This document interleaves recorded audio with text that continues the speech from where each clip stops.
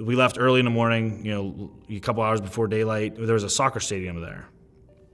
And their soccer stadiums are like concrete bleachers. So we were actually really secure from ground fire. I was on first watch duty on the bleachers. And yeah, after a couple hours, I got relieved and they said, go down, try to get some sleep. So I went down to the Humvee and I was laying in the Humvee and I had an iPod, and I was listening to some music. And my team leader was sitting up. He had also been on watch.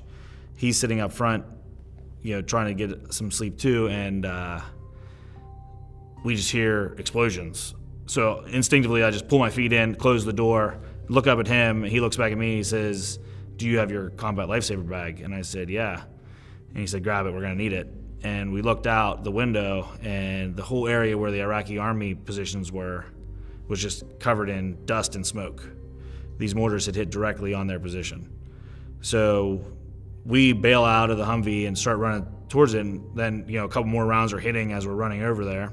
As soon as we get to the position where they were at, it's the smoke and the dust is starting to calm down, and I see this guy coming down off the bleachers, and his one whole leg is just hamburger meat. That's what it looks like. It's just barely hanging on. He's trying to walk down the bleachers, can barely make it down. So we get him down on the ground, and the wounds were all the way up to his groin, like his entire leg. So we put the tourniquet up as high as we could and tight as we could.